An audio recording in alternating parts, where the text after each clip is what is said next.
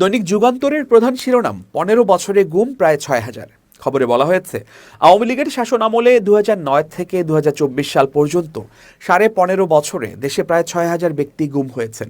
এর মধ্যে ১,৫৬৯ জনকে ইতোমধ্যে চিহ্নিত করেছে গুম কমিশন। এছাড়া কমিশন তদন্তকালে নিশ্চিত হয়েছে যে গুম হওয়ার পর মারা গেছেন ২৮৭ জন। এদিকে গুম হওয়া ব্যক্তিদের মধ্যে রাজনৈতিক পরিচয় মিলেছে ৬১%। এ তালিকার হাই প্রোফাইলদের গুম করা হয় তৎকালীন সরকার প্রধান শেখ হাসিনার সরাসরি নির্দেশে, যাদের অনেককে আইনি প্রক্রিয়া ছাড়াই সীমান্ত পার করে ভারতে পাঠিয়ে দেওয়া হয়েছে। গুম সংক্রান্ত কমিশন অব ইনকোয়ারির চূড়ান্ত প্রতিবেদনে এসব তথ্য তুলে ধরা হয়েছে। প্রতিবেদনে বলা হয়েছে, গুমের শিকার ৭৫% জামাত শিবিরের নেতাকর্মী, ২২% বিএনপি ও অঙ্গ সংগঠনের। তবে এখনও যারা নিখোঁজ রয়েছেন তাদের মধ্যে ৬৮% বিএনপি এবং ২২% জামাত শিবিরের। প্রতিবেদনটি প্রধান উপদেষ্টা অধ্যাপক ডক্টর মোহাম্মদ ইউনূসের কাছে রোববার জমা দিয়েছে কমিশন। এর আগেও ৩ দফায় আংশিকভাবে প্রতিবেদন জমা দেওয়া হয়েছে। রাষ্ট্রীয় অতিথি ভবন যমুনায় প্রতিবেদন জমাকালে উপস্থিত ছিলেন কমিশনের সভাপতি বিচারপতি মঈনুল ইসলাম চৌধুরী, কমিশনের সদস্য বিচারপতি মোহাম্মদ ফরিদ আহমেদ শিবলি, নূর খান লিটন, নাবিলা ইদ্রিস ও সাজ্জাদ হোসেন।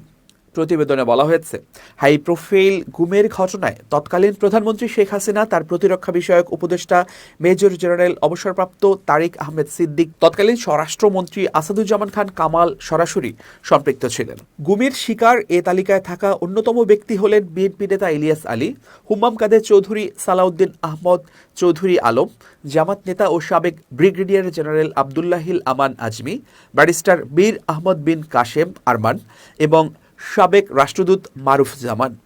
প্রতিবেদনে আরও বলা হয়েছে, অনেক গুমের ক্ষেত্রে শেখ হাসিনা নিজে সরাসরি নির্দেশ দিয়েছেন। তাছাড়া গুমের শিকার ব্যক্তিদের ভারতে রেন্ডিশনের আইনি প্রক্রিয়া ছাড়াই গোপনে হস্তান্তরের যে তথ্য পাওয়া গেছে, এতে স্পষ্ট হয় সরকারের সর্বোচ্চ পর্যায়ের নির্দেশেই এগুলো হয়েছে। অভিযোগ অনুযায়ী র্যাব, পুলিশ, ডিবি এবং বিভিন্ন গোয়েন্দা সংস্থাই গুমে প্রধান ভূমিকা পালন করেছে। অনেক ঘটনায় একাধিক বাহিনীর যৌথ সম্পৃক্ততাও পাওয়া গেছে। প্রতিবেদনে কমিশন জানিয়েছে, রাজনৈতিক পরিচয় পাওয়া ৯৪৮ জনের মধ্যে ৪৭৬ জন জামাতে ইসলামের নেতাকর্মী, ২৩৬ জন ছাত্র শিবিরের, ১৪২ জন বিএনপির, ৪৬ জন ছাত্র দলের এবং ১৭ জন যুব দলের নেতাকর্মী। এই হিসাবে গুমের শিকার ব্যক্তিদের মধ্যে যারা জীবিত ফিরেছেন তাদের মধ্যে ৭৫% জামাত শিবিরের নেতাকর্মী, ২২% বিএনপি ও অঙ্গ সংগঠনের নেতাকর্মী। যারা এখনও নিখোঁজ রয়েছেন তাদের মধ্যে ৬৮% বিএনপি ও অঙ্গ সংগঠনের নেতাকর্মী এবং ২২% জামাত শিবিরের নেতাকর্মী। প্রতিবেদনে উল্লেখ করা হয়েছে, কমিশন গঠনের পর গুমের শিকার পরিবারের কাছ থেকে অভিযোগ জমা দেওয়ার আহ্বান জানানো হয়। এতে ১,৯১৩টি অভিযোগ গুম তদন্ত কমিশনে জমা পড়েছে।